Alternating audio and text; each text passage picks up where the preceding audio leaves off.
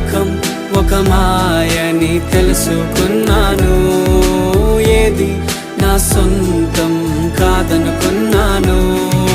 తప్పిపోయిన కుమారుని నేనైతే నా కొరకై నిరీక్షించే తండ్రి నా యేసు.